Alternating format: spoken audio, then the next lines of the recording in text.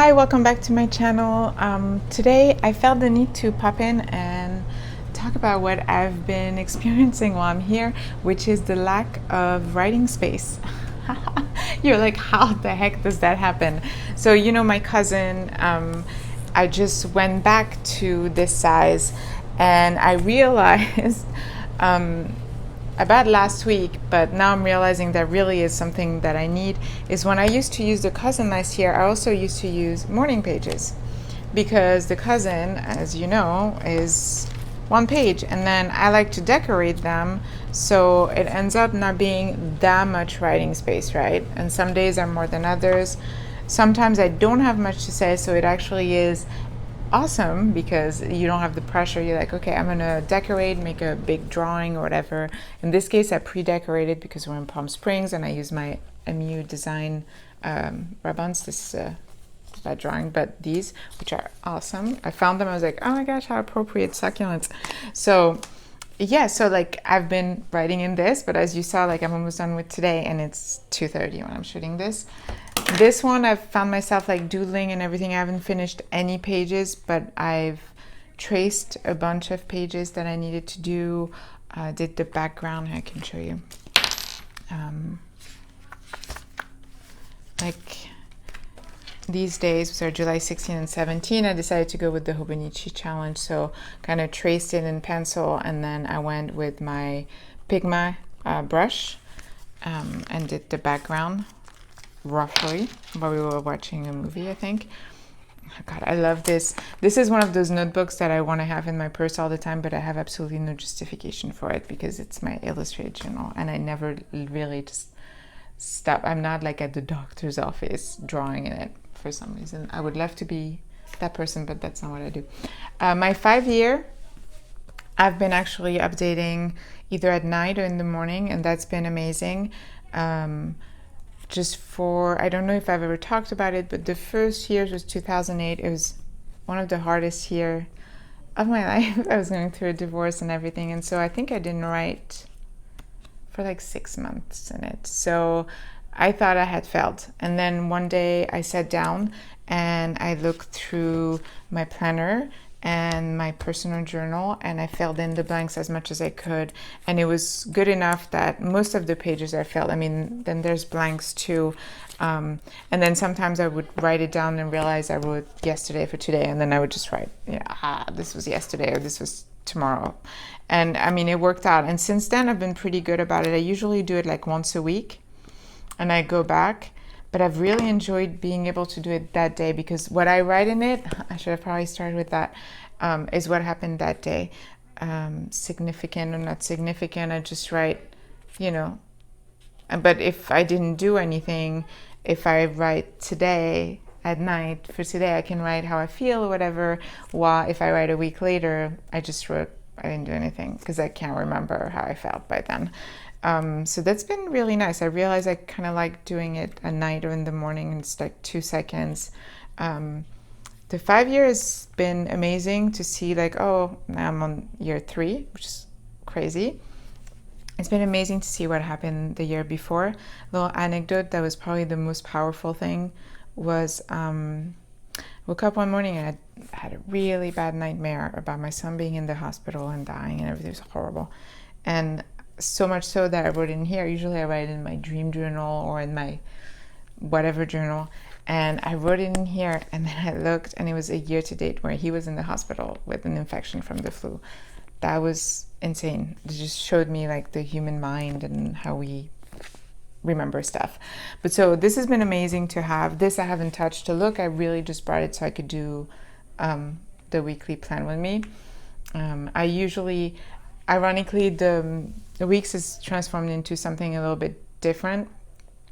I write my appointments, but the world has gone to craziness. So I do have some appointments and I write them down, and that's where I look at the beginning of the week. I'm always looking at the right side of this book and seeing, okay, what's coming up.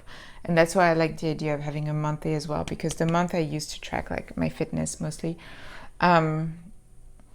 So this has been great, but then I illustrated, and then because also again we're not doing as much, I've been waiting till basically usually Sunday or Monday is when I draw everything, because then I can decide whether I want to do 1, 2, 3, 4 everyday drawings, because then it determines the size if I want to lead through, and then I write on the side what we did, because I had stopped doing that and I realized I couldn't go back and say, oh, this was that day. I couldn't remember. I had to go through my phone for that. So that's that. The one that I have been picking up the most is this week's, which is the one, my spring weeks, which I bought. It's almost like weeks where I kind of go through my emotional state. In the monthly section, I just read what I'm grateful for. Not always easy. And then in the weekly section, I kind of write how I feel. It doesn't go too in depth because there's not that much room. So the back has transformed. Once in a while, I would pick it up and write. Like at the beginning, I put a few stickers, but really it's just writing. This is it. I think I did that one time because I had them extra. But it's a lot of writing.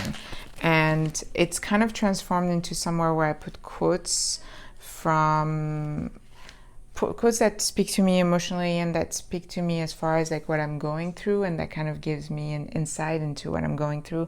So I can write the quotes and then I write why they speak to me in there. Since I've been here, I wrote like, I don't know, 3 pages. 1, 2, 3, 4, 5, 6, 7 pages. Of course, that is not, I mean, I would go through, this is not a mega, this is regular. We'll go through this, the back pages in way too fast. But what's been happening and what I forgot was that the morning pages, I used to have morning pages when I used to have a cousin because there's not that much room. And when I did my notebook video of like all the notebooks that I haven't been using that are either blank or started, I found 2 morning pages. One is an A5, I think it's a Taroko, and I'm tapping on the microphone, and it's almost more than halfway done. So I found myself going to that a lot in the past since we started this in July, right? Because I realized some days I don't have anything, and some days I really feel like I need to write all this stream of consciousness, like I just brain dump of all these emotion ideas, whatever. That's how I use it. We call it morning pages. It's 3 pages a day. That's not how I use it, but I'm going to call it morning pages because it kind of explains how I write. And then I found an idea book that I had used first as a morning pages and then as a travel journal, an idea book from Jibun in B6 Lim, from a travel journal last summer in Europe, because I didn't want to lug out the regular Hobonichi cousin that I used to have. And so what I'm doing right now is I'm finishing one, the A5, then I'll finish the other. And yesterday, at Adventure Denali, posted a video where she showed the Lustrum pocket-size books that she's been writing in, and that really called to me. I was like, oh, this is what I need for an additional writing. It's something small, I can put to the side and even have it on the bedside table with this, and just if I feel like it, I go so that's where my head's at. Another thing I wanted to tell you guys is next week I am going to post a video, hopefully next week, of the notebooks that I'm willing to sell, because I know I posted empty notebooks video, and the covers that I want to sell. I find myself again wanting to kind of streamline my whole setup.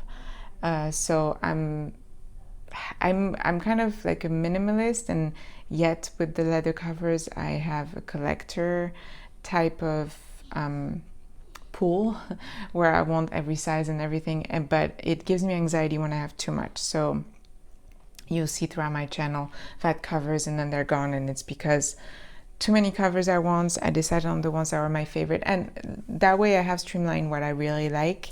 But then sometimes, you know, you order a notebook or a cover and you're like, this is going to be my jam, I'm going to love it. And no matter how you try, it doesn't. You don't. Or you love it and then you're done with it. You did it, you experimented, you go back to the old usual stuff. All of this is fine. But my point is, I am going to be selling some stuff. And I wish I had my morning pages. I had one more notebook. You know, I did try having Omni journal. I love the idea of having one journal, a couple leather cover in that size, and everything is in it. The planner, your journaling, you know, everything. I tried and I lost interest. What these different sizes and these different notebooks do for me is that, you know, I'm like, oh, I need to do this. I'm going to pick this up. I don't know. It's almost like drawers in, yeah, it would be like drawers in a closet.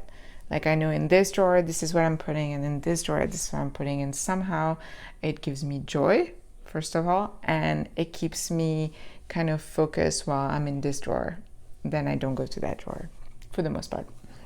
But so yeah, I just wanted to say next week I'll have a video.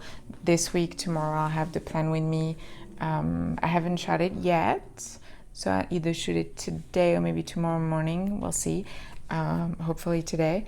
And then yeah, I hope everyone's having a great day. Thanks for all the comments, and I would love to hear your thoughts about collecting notebooks, how you feel when you have a lot of leather covers. Does that give you anxiety, or are you a collector and you like seeing the stacks on a bookshelf? I wish I was like that, honestly. I think it's because I moved so much when I was a kid. When I lived in Paris with my dad, there was I think a year where we moved like 3 or 4 times, which is crazy. And because of that, I gotten used to having kind of a small, I like the idea of being able to pick up and go, which is not even true anymore because in my life I have kids. It's not like I can pick up and go and move somewhere, but somehow I've stayed that way. I'm the same with clothes. If I see a lot of clothes that I don't use, I have to get rid of them. And so I wonder, how do you deal with that? Do you guys have the same thing? Do you also feel the need to sell stuff that you don't use? Or do you know that you'll go on a circle back and go back to it? Do you use a lot of sizes like I do? Do you find yourself always wondering what the next setup is going to be? I kind of feel like this is my mid-year notebook crisis where I'm like, I need something else. Which I'm like, if that was the case, then at this point I would have 20 notebooks. Like if every year you add one more. But the thing is that you juggle them and you change them. But yeah, what are your thoughts? I'm just curious because it's been on my mind. I don't have any friends who journal. This is why I started this YouTube channel, because I love the conversations we have when we comment. I love watching all the videos and everything from other people. So how do you feel about having a big collection of notebooks and covers? And if you feel anxiety, how do you deal with that? If you don't, how? Give me the secret. So thanks for watching, and bye-bye.